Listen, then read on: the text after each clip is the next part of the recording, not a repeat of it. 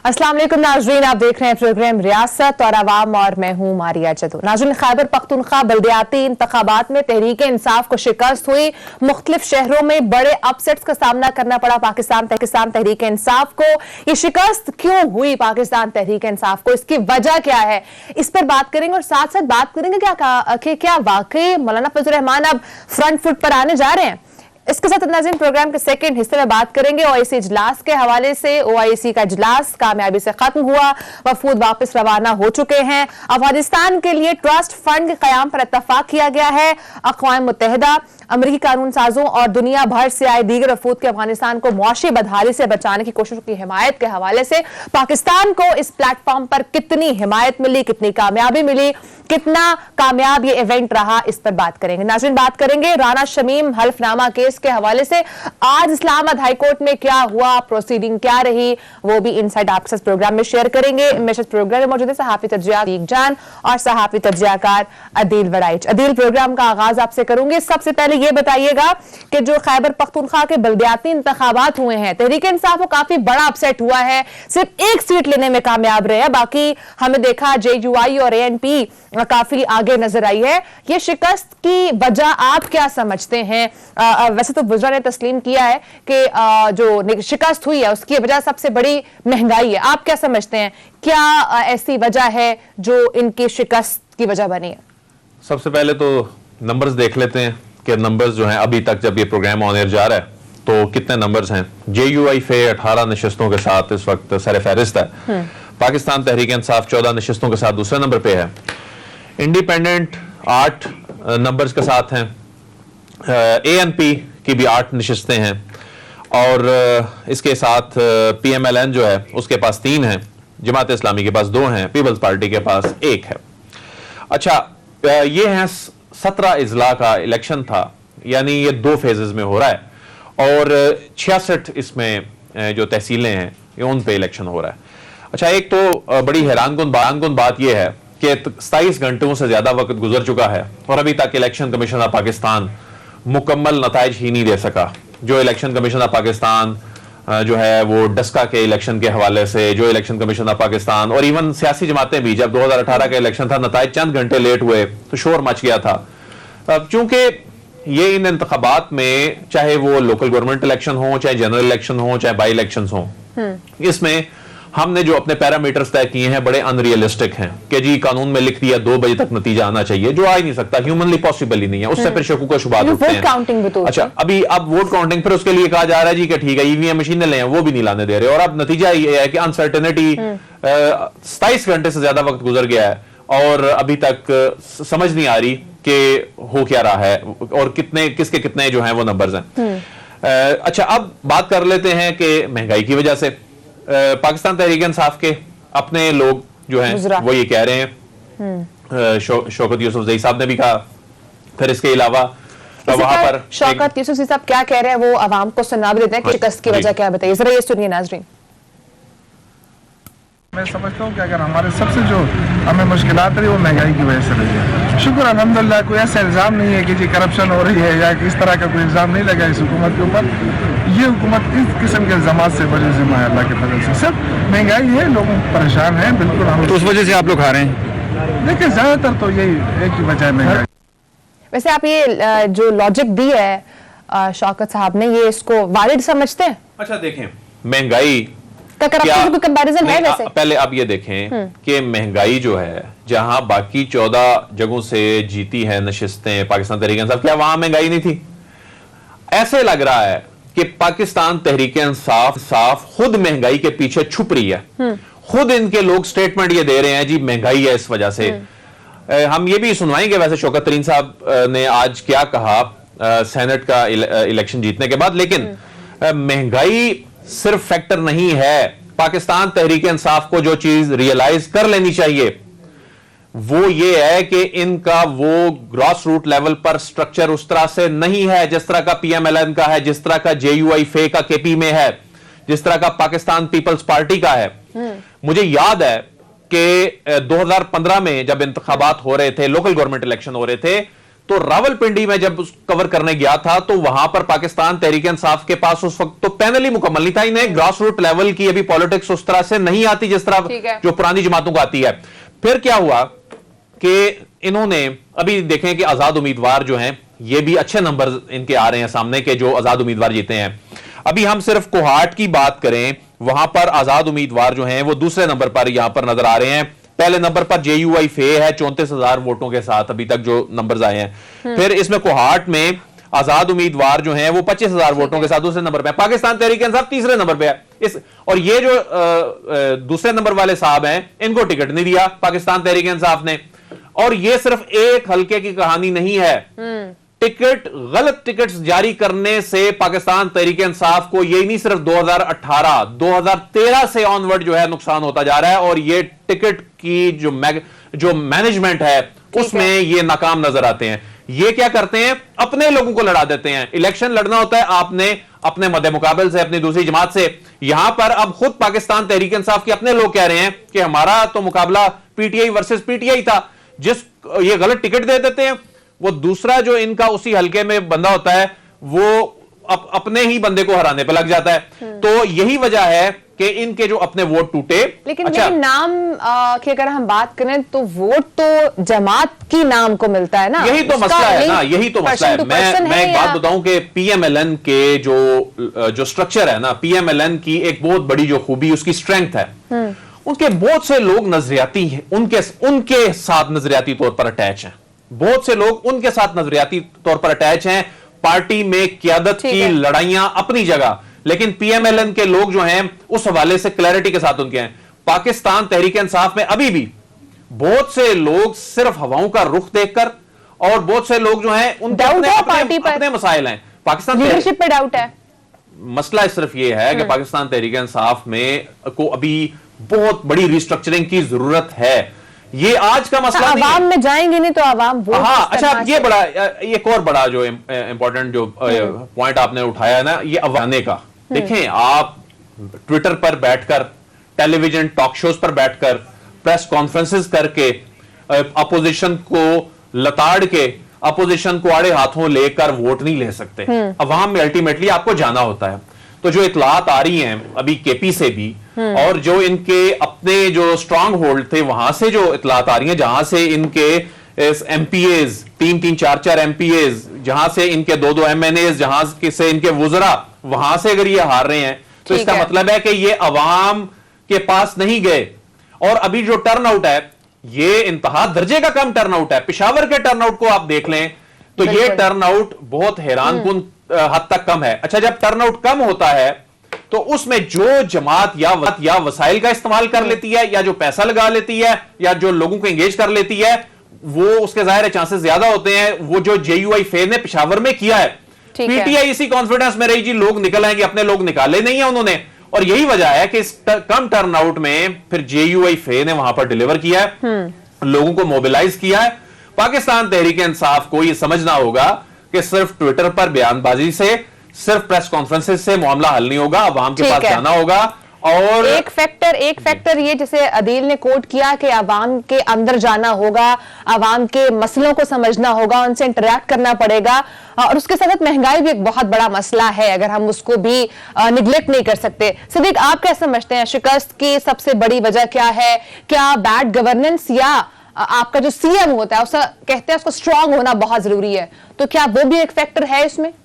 دیکھیں, مہنگائی کا جو فیکٹر ہے نا وہ کتنے پرسنٹ ہوتا ہے. میں نے پہلے بھی ایک بار پروگرام میں حوالہ دیا تھا کہ میں نے ایک پولیٹیشین سے پوچھا, میں نے کہا یہ بتائیں کہ کیا آپ سمجھتے ہیں کس طرح ہوتی ہے یہ جو آپ کے حلقے کی سیاست ہے. وہ یہ کہتے ہیں کہ 60 to 70% جو آپ کا ووٹ ہوتا ہے وہ امیدوار کا اپنا ہوتا ہے, یعنی اس کی اپنی جو برادری ہیں اس کے ساتھ ہوتی ہیں, جو اس کا آنا جانا ہوتا ہے, جو اس کا فٹ ورک ہوتا ہے, جو اس کا ریلیشن شپ ہے, وہ حلقے میں کتنا ایکٹیو ہے, وہ لوگوں کے کام کس طرح کر رہا ہے, غمی خوشی پہ آ رہا ہے, جا رہا ہے, نہیں جا رہا, یہ ساری چیزیں میٹر کرتی ہیں. باقی انہوں نے کہا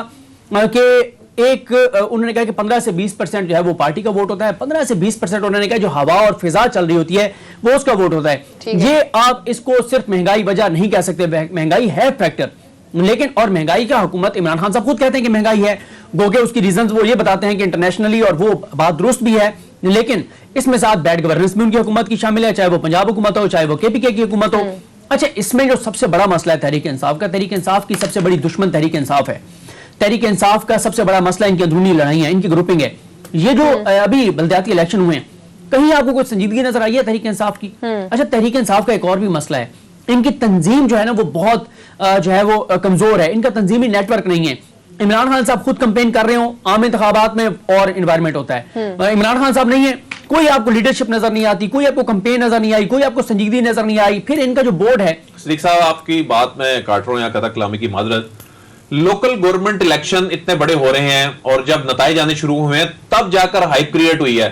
اس سے پہلے ملک کو پتہ ہی نہیں تھا کہ ایک اہم صوبے میں آدھے سے زیادہ صوبے میں انتخابات ہونے جا رہے ہیں. یہ ہائپ کس نے کریٹ کرنی تھی؟ یہ ظاہر ہے جو گورنمنٹ وہاں بیٹھی ہوتی ہے وہ اس نے ہائپ کریٹ کرنی ہوتی ہے، جو پولیٹیکل پارٹیز ہیں اس نے کرنی ہوتی ہے. یہ بالکل آپ نے درست کہا اور انہوں نے کیجول لیا یہ ان انتخابات کو. بالکل. اور پھر آپ دیکھیں آپ کے پی کے کا آج کیونکہ تھوڑا سا ہم اس کا فگرز لے کے آئیں گے سامنے کہ کے پی کے میں ان کے ایم پی ایز کتنے ہیں، ایم این ایز کتنے ہیں، صوبائی وزراء کتنے ہیں، وفاقی وزراء کتنے ہیں. آپ یہ دیکھیں یعنی ہر تحصیل یا ہر ڈسٹرکٹ میں کوئی نہ کوئی وزارت موجود ہے، یا وفاقی یا صوبائی، کئیوں میں تو دو وزارتیں موجود ہیں. مسئلہ یہ ہے کہ کتنے لوگ ہیں جو جا کے وہاں پہ ملتے ہیں. پھر ان کا مسئلہ یہ ہے کہ وہ جو اندرونی لڑائیاں کو ختم کروانے والا نہیں ہے کوئی. تحریک انصاف میں مسئلہ تحریک انصاف میں سب سے بڑا کیا ہے؟ غیر منتخب افراد جن کو گراؤنڈ ریالٹیز کا نہیں پتا، جن کو سیاست کی سمجھ بوجھ نہیں ہے، وہ بیٹھ کے فیصلے کر رہے ہیں. اچھا اب پوچھنا چاہیے نا بلا کے شاہ فرمان صاحب سے اور محمود خان صاحب سے جن کے بارے میں بتایا جا رہا ہے کہ انہوں نے ٹکٹ دلوائے، اور اوپر سیف اللہ نیازی صاحب سے پوچھنا چاہیے. یہ دیکھیں کب تک تحریک انصاف یہ کہتی رہے گی کہ جی ٹکٹ دینے کا فیصلہ غلط تھا. اب آپ دیکھیں کہ تحریک انصاف کے اپنے لوگ اب سوشل میڈیا پہ جا کے دیکھیں جس طرح سے انہوں نے بغاوت کی ہے، جس طرح سے وہ برس رہے ہیں، جس طرح سے وہ سوالات اٹھا رہے ہیں. تو یہ سوچنا چاہیے بیٹھے ہوئے. اور پھر میں حیران ہوں کہ اگر سیف اللہ نیازی صاحب سے پہ بات ہوتی ہے، ان کو اپنے سینیٹر تو بنوا دیا، تو بھائی یہ کس نے فیصلہ کرنا ہے کہ عمران خان صاحب کو کس چیز کا انتظار ہے؟ 2023 کا الیکشن ہارنے کے بعد وہ فیصلے کریں گے. بھائی آپ دیکھیں کبھی آپ کو تحریک انصاف کے کسی بندے سے آپ پوچھیں اور وہ بتائے کہ 2013 کا الیکشن ہارنے کے بعد جو ایک میٹنگ ہوئی تھی عمران خان صاحب کی اور جہانگیر ترین صاحب کی، جس میں جہانگیر ترین صاحب نے ملٹی میڈیا پہ پریزنٹیشن دے کے عمران خان صاحب کو بتایا تھا کہ ہم کیوں ہارے. اب مسئلہ کیا ہے؟ تحریک انصاف میں پہلے بھی ہم یہ بات کر چکے ہیں کہ جب کوئی قانون سازی ہونی ہوتی ہے، جب بجٹ پاس ہونا ہوتا ہے، عمران خان صاحب خود 5 دن کے لیے بیٹھ جاتے ہیں. ایک بھی پولیٹیکل شخصیت عمران خان صاحب کے بعد نہیں ہے جو ایم پی ایس کو ملے. اور ایک دیکھیں آپ خانیوال سے ہی ہارے ہیں. عمران خان صاحب خود بھی تو نہیں ملتے، سب سے زیادہ M N As M P S سے گلا بھی یہی ہوتا ہے. نہیں اب تو وہ بہت زیادہ ملتے ہیں اور خاص طور پہ جب کوئی قانون سازی ہونی ہوتی ہے پھر تو بیٹھ جاتے ہیں. میں آپ کو بتاؤں میری نا آج سے کوئی 2 سال پہلے جو ابھی رانا سلیم صاحب جو نون لیگ کے ٹکٹ پہ منتخب ہوئے ہیں خانیوال سے، 2 سال پہلے میری ایک شادی میں ان سے ملاقات ہوئی خانیوال میں. انہوں نے مجھے بتایا کہ وہ چند ووٹوں سے، بہت کم ووٹوں سے ہارے مسلم لیگ نون کے امیدوار سے. میں نے ان سے سوال کیا، میں نے کہا اچھا تو آپ کیا مطلب پارٹی کے ساتھ؟ اس وقت عمران خان کی حکومت کو آئے ہوئے تقریباً 1.5 سال ہو گئے تھے. 1.5 سال میں انہوں نے کہا ایک بھی رابطہ ان سے نہیں ہوا تھا، ایک بھی رابطہ نہیں. جو بندہ چند ووٹوں سے ہارا یا 2-3 ہزار ووٹوں سے ہارا اس سے حکومت کا رابطہ ہی کوئی نہیں ہے. تو اس سے زیادہ بد انتظامی کیا ہو سکتی ہے؟ تو میں یہ سمجھتا ہوں یہ ایک اب دیوار پہ لکھا ہوا نظر آ رہا ہے تحریک انصاف کا انجام. اگر پارٹی سٹرکچر کو بہتر نہ کیا گیا، تنظیمی جو فلاز ہیں ان کو ٹھیک نہ کیا گیا تو 2023 نظر آ رہا ہے. یعنی کہ پارٹی سٹرکچر، گورننس، عوام میں اٹھنا بیٹھنا، یہ کچھ ایسے فیکٹرز ہیں جن کو پی ٹی آئی کو امپروو کرنا پڑے گا. اس سے حوالے سے شوکت ترین صاحب آج کے تھے کہ کس طرح سے مہنگائی نے افیکٹ کی ہے، ذرا یہ سنیے. مہنگائی کی بات ہے، آپ کو مہنگائی کا معلوم ہوگا کہ مہنگائی جو ہے وہ صرف پاکستان میں نہیں ہے. یہ جو امپورٹڈ مہنگائی ہے جس میں کموڈیٹیز ہیں، جس میں آپ کو سیدھی پیٹرول کی پرائسز جو ہیں وہ دگنی ہو گئی ہیں 1 سال کے اندر. اسی طرح خوردنی تیل کی قیمتیں دگنی ہو گئی ہیں، اسی طرح اسٹیل دگنا ہو گیا، کوئلہ دگنا ہو گیا، اور چیزیں جو ہیں اس سے امپیکٹ ہوا ہے. اور وہ ایک سکلیکل وہ ایک جو سائیکل چلتا ہے، اوپر بھی جاتا ہے نیچے بھی جاتا ہے. اس وقت جو اوپر جا رہا ہے سائیکل، یہ پچھلے 20 سالوں میں سب سے زیادہ مہنگائی ہے پوری دنیا کے بیچ میں. اور اس میں ہم صرف اکیلے نہیں ہیں. آپ نے دیکھا ہوگا کہ بڑے بڑے ملک جس طرح جو امریکہ وغیرہ ہے سارے اس سے افیکٹ ہوئے ہیں. اس وقت جو مہنگائی ہے وہ اس وقت ہندوستان کو بھی افیکٹ کر رہی ہے.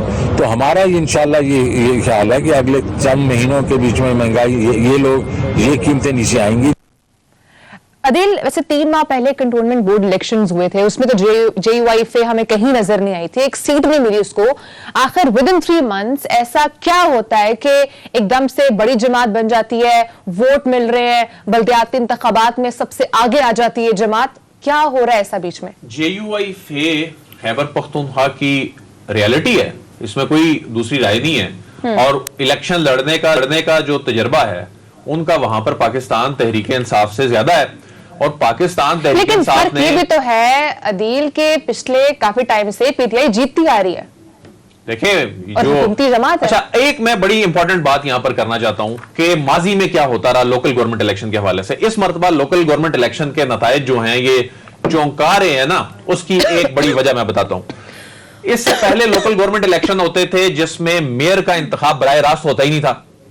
حکومتیں کیا کرتی تھی, انہیں معلوم ہوتا تھا کہ حکومت میں رہ کے چونکہ پاپولیرٹی ہمیشہ گرتی ہے, تو یہ مینج اس طرح کرتے تھے کہ جو میئر کا الیکشن ہے اس کو رکھتے تھے انڈائریکٹ. اچھا, پھر زیادہ تر یہ جماعتی بنیادوں پر بھی نہیں کرواتے تھے. یہ کیا کرتے تھے, جب لوگ آزاد جیت جاتے تھے اس کو حکومتیں مینج کر کے اپنا میئر منتخب کروا کے کہتی تھیں دیکھیں جی ہماری پاپولیرٹی. اس مرتبہ تو یہ بڑا اچھا اقدام کیا پاکستان تحریک انصاف نے کہ میئر کا انتخاب یہ براہ راست کروا رہے ہیں. میئر کا انتخاب براہ راست عوام کے ووٹ سے ہو جانا یہ بہت بڑی بات ہے, اور یہ پنجاب میں اس سے پہلے جو اناؤنسمنٹ ہوئی تھی. اچھا, اب دیکھیں اس میں کیا ہوا ہے, اس میں پاکستان تحریک انصاف نے ایک اچھا کام تو یہ کیا کہ قانون بنا کر اس کو براہ راست کر دیا. اس طرح لوکل گورنمنٹ الیکشن میں عوام کا عمل دخل پاکستان تحریک انصاف نے زیادہ بڑھایا, لیکن جو کام اس کے بعد کرنے کے تھے وہ کیے نہیں. لوگوں کو موبلائز نہیں کیا, اس کی ہائپ کریٹ نہیں ہوئی. لوگوں کا یہ جو کم ٹرن آؤٹ ہے یہ بتا رہا ہے کہ لوگوں کی عدم دلچسپی تھی. یہ کس نے کردار ادا کرنا تھا اس میں. پھر جے یو آئی فے نے اپنا وہاں پر مذہبی ووٹ بینک اس کو, اچھا جے یو آئی فے مسلسل لوگوں کو انگیج کر رہی تھی, مولانا بہت ایکٹیو نظر آ رہے تھے, مولانا نے ڈیلیور کیا. اچھا, اب دیکھیں کہ جی پاکستان تحریک انصاف نے اگر بالکل ہی جی مہنگائی کی وجہ سے تباہی مچ گئی ہے وہاں پر اور لوگ اتنے متنفر ہو گئے ہیں تو باقی نشستیں اس نے کیسے جیت لیں؟ ابھی بھی وہ دوسرے نمبر کی کلوز مارجن کے ساتھ جماعت ہے. وہاں پر اگر آپ دوسری جماعتوں کا دیکھ لیں, اگر آپ کہتے ہیں جی پی ایم ایل این بڑی قومی جماعت ہے, وہاں پر پی ایم ایل این کی کیا صورتحال ہے, 3 نشستیں ہیں. پھر دوسری جماعتوں کا پیپلز پارٹی کو دیکھ لیں, وہاں پر اب بلاول صاحب ٹویٹ کر رہے ہیں, بیانات تو دے رہے ہیں, لیکن اپنی ایک نشست نکالی ہے وہاں سے. نہیں بھول سکتے کہ کے پی کے کی جماعت تھی اور پی ٹی آئی سب سے بڑی جماعت ہے. اس میں ایک اور معاملہ یہ جو ہوا نا, اس میں اے این پی اب اوپر آنا کس طرح شروع ہوئی کہ 2013 کے انتخابات کے بعد پھر ایسی صورتحال بنی کہ وہاں پر ان کے لیے کیمپین کرنا مشکل ہو رہا تھا. دہشت گردی میں یہ ٹارگٹ ہو رہے تھے, پھر بہت زیادہ ڈیمورلائز ہو چکے تھے, ظاہر اس سے پہلے حکومت میں بھی تھے.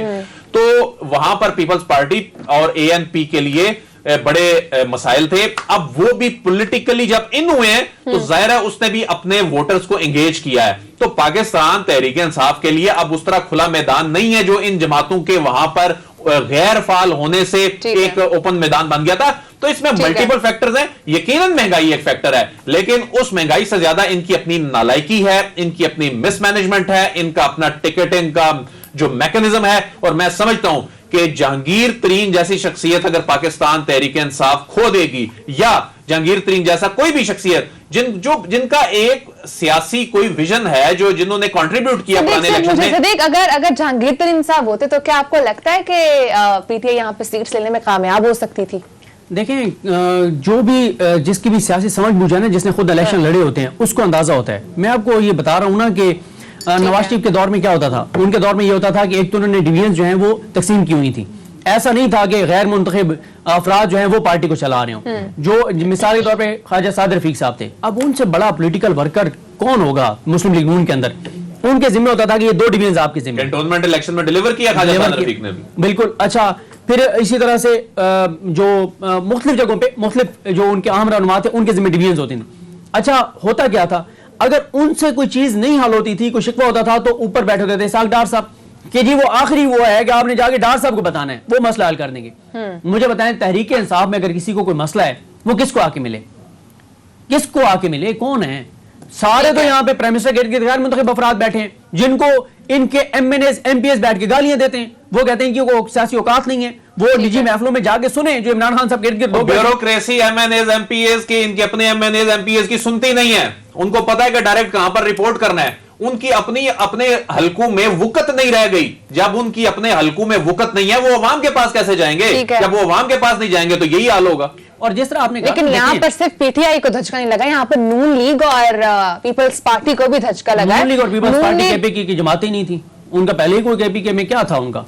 लेकिन फिर जहां पर पीटीआई जैसी बड़ी जमात थी वो भी तो हार गई है ना। नहीं, वो तो हारी है, इसीलिए तो हम डिस्कस कर रहे हैं। वो जीते होते तो आज हम उस तरह से ना डिस्कस कर रहे होते। मसला ये है कि वो हारे हैं तो हम डिस्कस कर रहे हैं ना। और JUIF भी वहां की रियलिटी है, जैसे दिल बड़ाई साहब ने कहा, वो यहाँ पे हुकूमत बनाते रहे।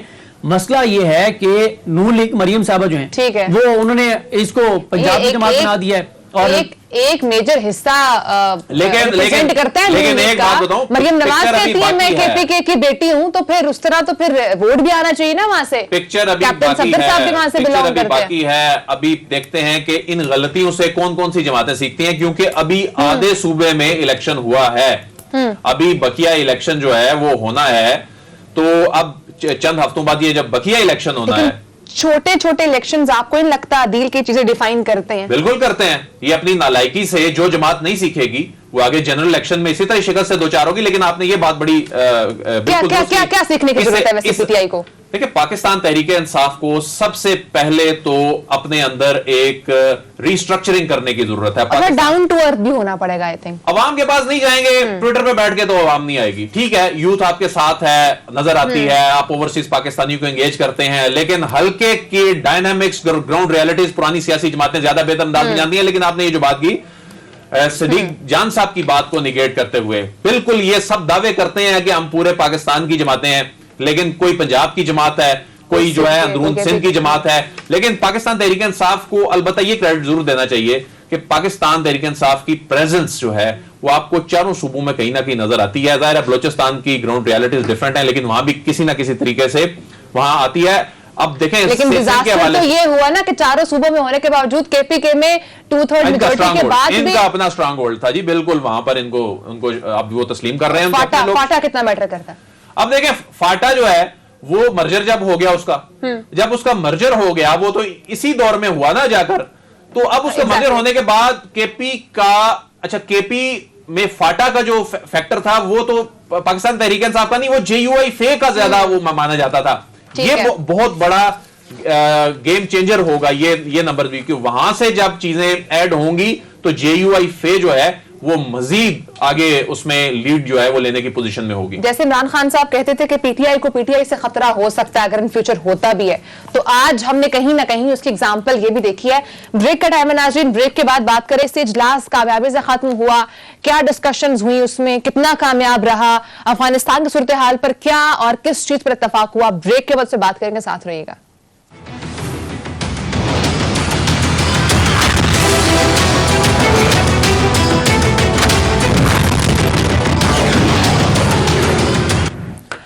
वेलकम बैक नाज़रीन। ओआईसी इजलास कामयाबी से खत्म हो चुका है, वफूद वापस जाना शुरू हो चुका है। अफगानिस्तान के लिए इस ओआईसी इजलास में ट्रस्ट फंड के क़याम पर इत्तफाक भी किया गया है। सबसे पहले मैं अदिल आपसे जानना चाहूंगी कि कितना इंपॉर्टेंट रहा ये इजलास, कितनी कामयाबी मिली पाकिस्तान को, खासकर अगर मैं अफगानिस्तान के मामले की बात करूं तो अफगानिस्तान के मामले पर ओआईसी के इस एक्स्ट्रा ऑर्डिनरी इजलास में क्या पाकिस्तान हासिल कर सका, अफगानिस्तान को इससे क्या मिला? देखिए जी, ये इजलास जो है पाकिस्तान की बड़ी सफारती कामयाबी साबित हुआ है। ऐसा नहीं है कि नशिस्त हुई और बर्खास्त हो गई। 57 मुल्क जो है, बल्कि 70 के करीब मुल्क जो है वो आकर बैठे, 57 के करीब अरकान, और बाकी वो जो अरकान नहीं थे, P5 ममालिक के नुमाइंदे आकर बैठे। पाकिस्तान जिसको दुश्मन ये ताना देता था जी देखें इसको हमने आइसोलेट कर दिया है, पाकिस्तान दुनिया में कल सबसे ज्यादा रेलेवेंट नजर आया। पाकिस्तान ने ये जो कल इकट्ठ किया दुनिया को रियलाइज करवाया, और यही कामयाबी थी। एक तो पाकिस्तान की अपनी अहमियत उजागर हुई, और इसमें मैं समझता हूं कि हमारे जो सफारती जो लोग हैं उनकी बड़ी कामयाबी है, हमारी हुकूमत की बड़ी कामयाबी है। Army chief general Qamar Javed Bajwa ان کی بڑی کامیابی ہے کہ سائیڈ لائنز پر جو ملاقاتیں ہوتی رہی آج تک، اب سے کچھ دیر پہلے بھی جو امریکی نمائندہ یہاں پر آیا تھا ان کی ابھی آرمی چیف سے ملاقات ہوئی، تو افغانستان کا معاملہ ہائی لائٹ کرنے میں پاکستان کامیاب ہو گیا ہے، کیونکہ جو بہت بڑی تباہی آگے نظر آ رہی تھی اس معاملے کو سینسٹائز کر دیا، دنیا کو بتا دیا ہے کہ ٹھیک ہے خدا نہ خواستہ پاکستان تو متاثر ہو گئی، پھر یہ نہیں ہے کہ آپ بھی بچیں گے۔ آپ کس طرح متاثر ہوں گے کہ یہ جو بہت بڑی تعداد میں سیلاب آئے گا نا پھر ریفیوجیز کا، پاکستان میں تو ابھی 2,90,000 آ گئے، 90,000 ویزا لے کر آئے تھے، واپس نہیں جا رہے، 2 لاکھ جو ہیں غیر قانونی طور پر آ گئے، لیکن یہ معاملہ جائے گا یورپ تک، یہ معاملہ امریکہ تک کیسے جائے گا؟ جب وہاں پر معاشی عدم استحکام بڑھنا شروع ہو جائے گا، لوگ بھوکے مر رہے ہوں گے، دنیا کی دہشت گرد تنظیمیں پھر وہاں پر اس کو اپنی اماجگاہ بنا لیں گی، تو پھر جو ہے وہ امریکہ کے لیے بہت بڑا تھریٹ ہے۔ تو امریکہ اسی بات کو تو جب یہاں سے یہ خطہ چھوڑ رہا تھا اپنی شکست کے بعد جا رہا تھا تو سب سے بڑا کنسرن امریکہ کو یہ تھا۔ پاکستان نے کی بڑی کامیابی کیا ہے کہ پاکستان نے یہ ان ممالک کو بتا دیا ہے کہ اگر آپ نے یہی کام جاری رکھا، اگر آپ نے ان کے فنڈ جو ہیں یہ فریز ہی رکھے، آپ نے ان کی مالی معاونت نہ کی، تو پھر اس کی لپیٹ میں آپ بھی آئیں گے۔ اب جو 7 پوائنٹ جو ہیں جن پر اتفاق ہوا وہ کیا ہے؟ دوسرا یہ بھی جس میں سے پاکستان امپورٹنٹ ہے تمام ممالک کے لیے، وہ بھی بہت ایک امپورٹنٹ فیکٹر ہو سکتا ہے۔ پاکستان کو دنیا نے سنجیدگی سے پاکستان کی آواز کو سنا ہے، یہ کوئی معمولی بات نہیں ہے۔ بالکل، آپ 40 سال بعد اتنے بڑے ایونٹ کا انعقاد کر رہے ہیں۔ اب دیکھیں اجلاس میں کون 7 نکات پر اب دیکھیں اجلاس میں ایک تو انسانی امداد کے لیے جو ٹرسٹ فنڈ کے قیام پر اتفاق ہوا ہے۔ اب یہ ٹرسٹ فنڈ بنے گا، اس فنڈ کے ذریعے مسئلہ کسی نہ مطلب مکمل نہیں لیکن کسی نہ کسی حد تک جو ہے وہ امدادی فنڈ جب قائم ہوگا تو ان کے پاس تو بیچاروں کے پاس تنخواہ دینے کے لیے پیسے نہیں ہیں، خوراک کے لیے پیسے نہیں ہیں، ادویات کے لیے پیسے نہیں ہیں، ویکسین تو بہت دور کی بات ہے۔ پھر اس میں کووڈ-19 کی صورتحال پر قابو پانے کے لیے جو OIC کا سیکریٹریٹ ہے یہ عالمی ادارہ صحت سے رابطہ کر کے افغانستان کے لیے ویکسین حاصل کرے گا۔ پھر تمام شرکاء نے افغانستان کے لیے جو فوڈ سیکیورٹی پروگرام پر اتفاق کیا۔ فوڈ سیکیورٹی اس وقت اتنا بڑا مسئلہ ہے کہ صرف 5-6% لوگوں کو وہاں پر مکمل غذا تک رسائی حاصل ہے۔ پھر شرکاء نے افغانستان کے بینکنگ چینلز بحال کرنے پر اتفاق کیا، یہ سب سے بڑا مسئلہ تھا۔ بینکنگ چینل کا نظام وہاں دھرم برہم ہو گیا ہے، وہاں پر معیشت جو ہے ظاہر ہے معیشت بینکنگ چینلز کے بغیر چل کیسے سکتی ہے، تو اس پر اتفاق ہوا ہے۔ یہ ایک بہت بڑی بہت سے لوگوں کو سیلریز ریلیز نہیں ہو رہی تھی ظاہر ہے باہر سے بھی جب کوئی رقم آنی ہے وہ کیسے ہے کہ بینکنگ چینل نہیں ہوگا، کوئی کیش کے ذریعے تو نہیں آ کر دینی کسی نے۔ پھر اس میں جو ہے افغانستان کے لیے جو OIC کا خصوصی نمائندے کی تعیناتی پر اتفاق کیا گیا، یہ ایک بڑی ڈیولپمنٹ ہے۔ یہ وہ چیزیں ہیں جو ظاہر کر رہی ہیں کہ معاملہ سینسٹائز ہو گیا ہے، کوئی والی وارث ہے، کوئی پوچھنے والا ہے، یہ نہیں ہے کوئی نشست ہوئی ہے برخاست ہو گئی ہے۔ اب یہ 57 ممالک کا ریپرزینٹیٹیو ایک قسم کا ہوگا، جب یہ خصوصی نمائندہ ہوگا، یہ اس معاملے کی حساسیت کے حوالے سے اس کو اجاگر کرنے کے حوالے سے اہم کردار ادا کرے گا۔ پھر OIC اور اقوام متحدہ کے اداروں کے درمیان افغانستان میں کام کے حوالے سے جو تعاون کا نظام ہے، کوارڈینیشن ہے، یہ قائم کیا جائے گا۔ پھر عالمی پابندیوں کو انسانی امداد کی راہ میں رکاوٹ نہیں بننا چاہیے۔ اب جو پابندیاں لگائی گئی ہیں، جس طرح پرائم منسٹر صاحب نے بھی کہا کہ افغانستان کو اور افغان عوام کو اس معاملے کو الگ کر کے ان کو دیکھنا چاہیے، تو افغان عوام کا جو مسئلہ ہے یہ صرف افغان عوام کا مسئلہ نہیں ہے، یہ خطے کا مسئلہ ہے، دنیا کا مسئلہ ہے۔ یہ سب سے بڑا ٹاسک تھا کل جو پاکستان اس میں کامیاب ہو گیا ہے۔ عدل کیا اس پر اتفاق ہو سکا ہے جو سینکشنز اور اس کے ساتھ ساتھ جو اکاؤنٹس فریز کیے گئے ہیں امریکہ کی طرف سے، کیا اس کو ریلیز کرنے کی کوئی بات ہوئی ہے، اس پہ کوئی اتفاق ہوا؟ دیکھیں یہ کیا ہی اچھا ہوتا کل ایسا کوئی اناؤنسمنٹ کوئی اس طرح کی ہوتی، لیکن امریکہ پر دباؤ آیا ہے۔ امریکہ پر دباؤ اس لیے آیا ہے کہ پہلے صرف پاکستان یہ بات کر رہا ہوتا تھا، پہلے ایک آدھ ملک یہ بات کر رہا ہوتا تھا۔ کل جب یہ ایک آواز ہو کر یہ درجنوں ممالک کی آواز جو ہے یہ گئی ہے دنیا بھر میں، تو اس میں اب کل کو خدا نہ خواستہ کل کو کوئی بڑا فیلئر ہوتا ہے، کل کو کوئی بڑی وہاں پر کوئی اس طرح کا کوئی سانحے کی صورتحال ہو جاتی ہے، तो लोग कह सकेंगे अमेरिका को बताया था, ये बड़ी कॉन्फ्रेंस हुई थी, अमेरिका का नुमाइंदा खुसूसी वहां पर मौजूद था, लेकिन ये असल में आर्म ट्विस्टिंग भी तो उन्होंने करनी है ना, मगरिब की जानिब से जो आर्म ट्विस्टिंग की जा रही है, लेकिन ये उनको बता दिया गया है कि ये मामला इतना सादा नहीं है, आप इनके फंड्स रिलीज नहीं करेंगे, आप ये कहकर बैठ जाएं जी हम तस्लीम नहीं करेंगे, पहले शराइत मनवाएं। शराइत में क्या है जी, एक तो जो हुकूमत है, आप कैसे समझते हैं अगर पूरी दुनिया एक्सेप्ट कर लेती और अमेरिका नहीं एक्सेप्ट करता तो क्या फिर रेलेवेंस रहेगी अमेरिका के इस मामले पर, या कोई इंपॉर्टेंस रहेगी, या फिर कोई इतना किरदार नहीं रहेगा? देखें, जो एक्सेप्ट करने के हवाले से ह्यूमन राइट्स एक ऐसा इशू है ना जो आजकल मगरबी दुनिया इस्तेमाल करती है इसको टूल के तौर पर। अब ह्यूमन राइट्स का सबसे बड़ा इशू उनको जी क्या नजर आ रहा है, इससे पहले तो वो कहता था ना ये कत्लो गारत करेंगे, कत्लो गारत वहां पर हुई नहीं है। तो सबसे जो अहम नुकात में जो दूसरे नंबर पे नुकता है वो कह रहे हैं ये जी खवातीन के हकूक पूरे नहीं कर रहे, इनको जो तालिबात हैं उनको स्कूल नहीं जाने दे रहे, हालांकि वो जानते हैं कि इनके पास तो तनख्वाह देने के पैसे नहीं है, स्कूल में वो मुफ्त कौन पढ़ाएगा, असातिज़ा जो हैं उनको तो तनख्वाह ही नहीं दी जा रही, वहां तो निजाम ही दरम बरम हो गया है। तो ये जानते पूछते कर रहे थे, लेकिन ये नहीं है कि इनके इल्म में चीजें नहीं थी, इनके इल्म में चीजें थी, लेकिन इनके इल्म में एक और चीज जो पाकिस्तान लाने में कामयाब हुआ है कि इसका इंपैक्ट जो है आने वाले दिनों में, आने वाले हफ्तों में, आने वाले महीनों में क्या होगा। मैं समझता हूं कि इससे जो कल होने वाली ये 6-7 नुकात हैं अपनी जगह, ये अपनी जगह ओआईसी का मैं समझता हूं कि जब से ओआईसी बनी है, ओआईसी के हवाले से अगरचे बहुत सी एक्सपेक्टेशंस हैं, कल का जो फोरम है इमरान खान साहब ने भी इसको भरपूर तरीके से कल के फोरम को यूटिलाइज करते हुए आलमी सतह पर इस्लाम के हवाले से, कश्मीर के हवाले से, फलस्तीन के हवाले से, और जो एक लीडर को नुमाइंदगी करनी चाहिए इस्लामी दुनिया की। जिस तरह से आपने बात की है अदील, लेकिन ऑपोजिशन तो सदीक यही कहती रही है कि एजेंडे का हिस्सा नहीं था कश्मीर।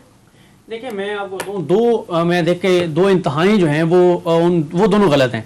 पहले दूसरी इंतहा की बात कर लेते हैं, इस पे भी आते हैं जो आपने बात कही कि कश्मीर का बड़ा एतराज किया गया, कश्मीर एजेंडे पर नहीं है। मैंने दो तबका देखे इस कॉन्फ्रेंस के बाद। एक वो तबका है जिसने कहा कि बस हमने तो तारीख ऐसी रकम किया है कि अब पाकिस्तान उम्मत मुस्लिमा का लीडर बन गया है और अब उम्मत मुस्लिमा के फैसले पाकिस्तान के मैटर को लेकर लीडरशिप शो की है ना पाकिस्तान ने। वो बिल्कुल, मैं इसको मुख्तलिफ वही बता रहा हूँ ना कि हकीकत ये है कि पहली बात तो ये है कि पाकिस्तान की बहुत बड़ी सफारती कामयाबी है। जिस पाकिस्तान को भारत तना करना चाहता है वो पाकिस्तान इतने मुल्क पाकिस्तान आए। पाकिस्तान ने अफगानिस्तान के साथ जो एक दोस्ती है, जो पाकिस्तान उनसे बात करता है, एहसास की बात करता है, पाकिस्तान ने उसकी अमली उसका सबूत दिया है। इमरान खान साहब ने जो स्पीच की उसमें कश्मीर की भी बात की, फलस्तीन की भी बात की, इस्लामोफोबिया की बात की। ये तमाम चीजें अपनी जगह पे, लेकिन ये हमारे यहाँ ना बहुत बड़ा मसला है। जरा कोई डेवलपमेंट होती है हम कौम को कहते हैं जी डॉलरों की बारिश हो गई, ये हो गया, पता नहीं एक मतलब अजीबोगरीब तरह के ख्वाब दिखाना शुरू कर देते हैं। तो पहले तो ये भी गलत है कि अब उम्मत मुस्लिमा के फैसले पाकिस्तान ने करने हैं। अल्लाह करे वो वक्त आए, इंशाल्लाह वो वक्त आएगा, लेकिन अभी वो वक्त नहीं आया। अभी तो मसला ये है कि बहुत सारी चीजें हम चाहते थे कि नहीं होनी चाहिए। हाँ, दूसरा ये जो एतराज है ना कि कश्मीर क्यों नहीं एजेंडे पे, जितने ये सवाल उठाने वाले कश्मीर के साथ जितने मुखलिस थे वो भी हमें पता है, ठीक है, ये भी गलत है। जब एक एजेंडे अफगानिस्तान के ऊपर था और फिर हमें पता है दुनिया का कि हमारे जो करीबी इस्लामी मुल्क हैं, दोस्त हैं, भाई हैं, उनके अमेरिका से क्या मफादात हैं, वो क्यों अमेरिका के इतने करीब हैं, वो कितने अमेरिका के असर में। तो दो इंतहाएं गलत थी। हकीकत यह है एज ए पाकिस्तानी हमें खुशी होनी चाहिए कि ये पाकिस्तान की कामयाबी है, पाकिस्तान अपना किरदार अदा कर रहा है। और जैसे दिल बड़ाई साहब ने कहा कि पाकिस्तान दुनिया को कैटेगोरिकल बता रहा है कि भाई अफगानिस्तान को तनहा मत छोड़ो, वरना जो डिजास्टर होगा, जो कुछ होगा वो आप भी भुगतेंगे। और कहां है वो इंसानी हकूक की चैंपियन तंजीमें, कहां है वो इंसानी हकूक के चैंपियन सारे, कि जब रिपोर्ट्स आ रही हैं, इंटरनेशनल इदारों की रिपोर्ट्स आ रही हैं कि कितने करोड़ अफगानी जो है वो भूख से खुदा न खास्ता मर सकते हैं, और क्या वहां पे सूरत हाल है, जो गुर्बत, बेरोजगारी, अद्वियात खत्म हो गई है, हॉस्पिटल्स की जो सूरत हाल है, तो आप वो क्यों नहीं बात करते अमेरिका के खिलाफ? बोले ना, यहां पे उनको चुप लग जाती है। पाकिस्तान में जरा कुछ होता है तो सारी रिपोर्ट्स आने लग जाती हैं। तो ये भी रवैया शर्मनाक है, इंसानी हकूक की आलमी तंजीम होगा। तो जो यूएन है, उसके अलावा जो बाकी दीगर तंजीमें हैं, उसके बारे में तो अमेरिका ये क्लेम करते हैं ना कि इंडिपेंडेंटली काम करती हैं। तो फिर अमेरिका का इतना ज्यादा इन्फ्लुएंस उन पर क्यों है? क्यों वो तमाम मामलात को खुद डायरेक्टली डील करती हैं जब ह्यूमैनिटेरियन क्राइसिस की बात आती है? तो जितनी वो इंडिपेंडेंट है वो आपके सामने भारत में जो कुछ अक़लियतों के साथ हो रहा है, जो मुसलमानों के साथ हो रहा है, आप देखें ना पाकिस्तान के मैच के जीतने पे जो है वो नारे लगाने वालों को गिरफ्तार किया हुआ है अभी तक, मुसलमानों की जो वहाँ पे जिस तरह से जत्थे आके मुसलमानों को शहीद करते हैं, जिस तरह से मुसलमानों पे जुल्म और ज्यादतियां हो रही हैं, जिस तरह से सिखों के साथ हो रहा है, जिस तरह से बाकी अक़लियतों के साथ हो रहा है, बस सबके सामने है। लेकिन कोई बड़ी रिपोर्ट नहीं आती, कोई पाबंदियां नहीं है, क्योंकि मफादात हैं, बड़ी मार्केट है, चीजें फरोख्त करनी है, पैसा इंपॉर्टेंट है, माल पानी इंपॉर्टेंट है, तो ये शर्मनाक रवैया है आलमी दुनिया का। ठीक है नाज़रीन, ब्रेक के बाद बात करेंगे राना शमीम का सील बंद मुबैना असल हलफ बयाने हल्फी कमरा अदालत में तो पहुंच चुका है, और आज इस्लामाबाद हाईकोर्ट में क्या प्रोसीडिंग रही, ब्रेक के बाद आपसे शेयर करेंगे, साथ रहिएगा।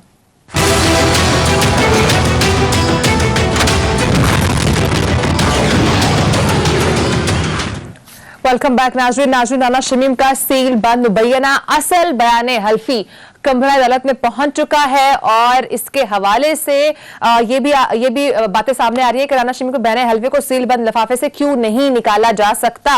और अदील, सबसे पहले तो मैं आपकी तरफ आऊंगी, ये बताइएगा कि आज की बेसिकली प्रोसीडिंग क्या रही, इस्लामाबाद हाई कोर्ट में क्या हुआ है राना शमीम बयाने हल्फी नामा जो केस है उसके हवाले से। जी, आज की जो प्रोसीडिंग है जब वो शुरू हुई तो राना शमीम साहब मौजूद थे, लतीफ अफरीदी साहब जो है रोस्टम पर थे, तो जनाब जस्टिस अतर मिनुल्लाह साहब chief justice Islamabad high court, उन्होंने ये कहा कि एक लेटर जो है जो एक सील बंद लिफाफे में वो आया है और इसको हमने फर्दर सील कर दिया।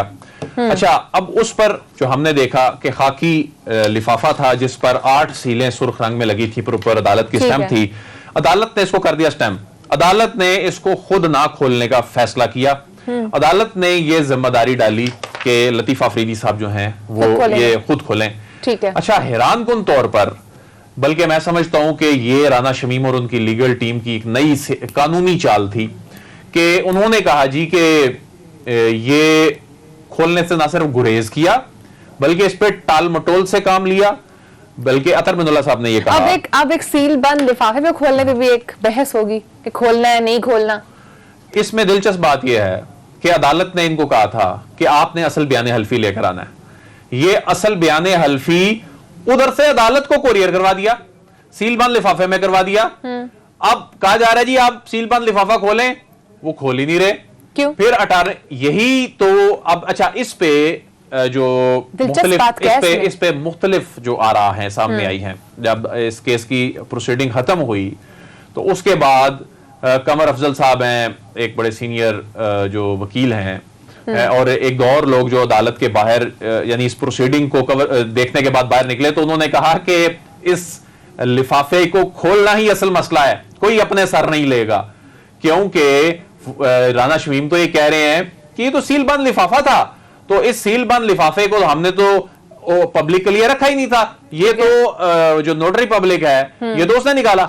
अब मसला ये है कि बिल्ली के गले में घंटी बांधे कौन, यानी राना शमीम साहब का ये स्टैंस है कि ये तो चूंकि सील बंद लिफाफा था और हमने तो लॉकर में रख दिया, अब ये तो बंद का बंद है। अब अदालत में आज उन्होंने एक नई हिकमत अमली अपनाई, नहीं खोलना, फिर अदालत ने ये कहा कि ठीक है अटॉर्नी जनरल साहब आ जाते हैं, उनकी मौजूदगी में खोला जाएगा। इस पे लतीफ अफरीदी साहब ने कहा कि ये खोलने से मसाइल पैदा होंगे, ये खोलने से एक और इंक्वायरी शुरू हो जाएगी, जिस पर जस्टिस अतर मिनुल्लाह साहब ने कहा कि ये एक ओपन इंक्वायरी है, ये वही लिफाफा है जो लंदन में बंद अभी ये भी नहीं मालूम उसके अंदर है क्या, अभी तो ये भी मालूम नहीं है, फोटो कॉपी है, ओरिजिनल है, सादा कागज है क्या। उसके बाद उन्होंने अगली तो अदालत खुद क्यों नहीं खोल रही है अदील, मतलब इसमें it's not a big deal.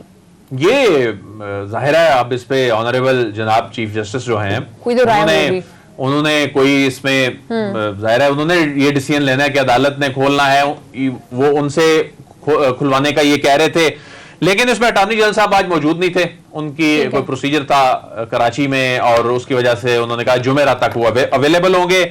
लेकिन इसमें अदालत ने आज एक और बात बड़ी अहम की, जनाब अतर मिनुल्लाह साहब ने, उन्होंने कहा कि आप हमें अगर ये कायल कर लेना, क्योंकि आप ये कह रहे हैं कि इसके कंटेंट्स वही हैं जो छपे हैं, तो कंटेंट्स अगर वही हैं तो ये तो फिर अदालत की साख पर अटैक है, अदालत की साख पर अटैक है।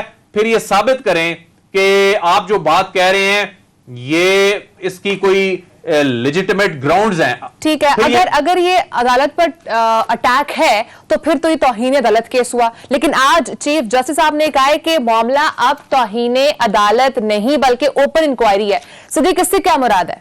देखिए, इसको मेरे ख्याल है कुछ हमारे दोस्तों ने गलत इसको परसेप्शन दी है।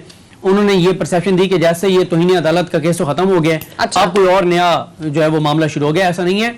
अतर मिल्ला साहब कहना ये चाह रहे हैं कि ये सिर्फ कंटेम्प्ट ऑफ कोर्ट तक का मामला नहीं है, ये ओपन इंक्वायरी है। आए अगर किसी के पास कोई सबूत है इस अदालत के किसी जज के खिलाफ कि वो कंप्रोमाइज्ड है, किसी के कहने पे फैसला कर रहा है, किसी के दबाव में है, तो आए और बताए। हम तो ओपन है, हम बैठे हैं, आए। और बार बार अतर मिल्ला साहब कह चुके हैं कि ये केस तौहीन अदालत का नहीं, हमारे एहतसाब का है। ये कम से कम वो 15 बार कह चुके हैं 6 समातों पर। वो बार बार कह रहे हैं कि आए हमारे एहतसाब करें।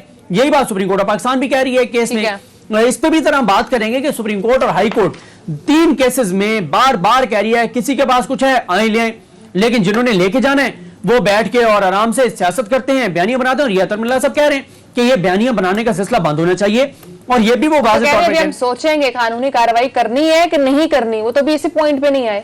देखिए नहीं, इस अंदाज में बात नहीं हुई, बल्कि वो ये कह रहे हैं। मैं ऑपोजिशन की बात कर रही हूँ, मैं नून लीग की बात कर रही हूँ कि वो ये पॉइंट ऑफ व्यू उनका है। उनका देखें, वो तो उन्हें भी पता है कि साकिब निसार साहब वाली ऑडियो वो जाली है। उनको पता है राना शमीम का बयान एल्फी कुछ साबित नहीं कर सकते। उनको पता है अरशद मलिक साहब वाली वीडियो जिस तरह की बनी थी, जिस तरह से वो बनाई गई, उनको पता है। वो इसलिए ये चीजें अदालतों में नहीं लेके जाते क्योंकि उन्हें पता है जिसने खुद ही ये चीज तैयार की हो उससे बेहतर किसे पता होता है कि उसकी असल हैसियत क्या है या उसकी और दूसरा लीगल उसकी पोजीशन क्या है। इन्हें पता है कि लेने के देने पड़ जाएंगे। मैं पहले भी कह चुका हूं, अगर ये कोई भी चीज अदालत में लेकर जाते हैं, जो लेकर जाएगा वो सीधा जेल जाएगा।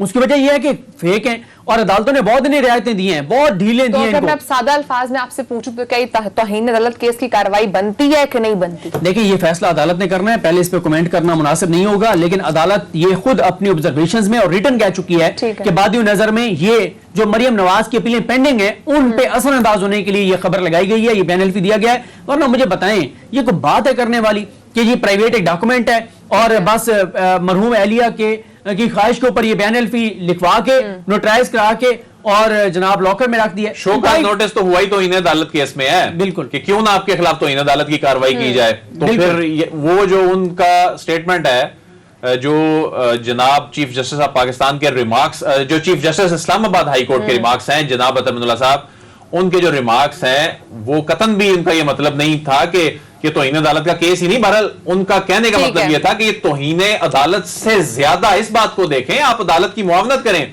कि क्या ये अदलिया के साख पर हमला नहीं है, उसको इस तनाजुर में देखें। ठीक है, अब आगे फ्यूचर में पता चलेगा कि ये इसको किसी डील करना है। नाज़रीन, टाइम खत्म हो चुका है। इंशाल्लाह आपसे कल मुलाकात होगी। अपना ख्याल रखिएगा। अल्लाह हाफिज।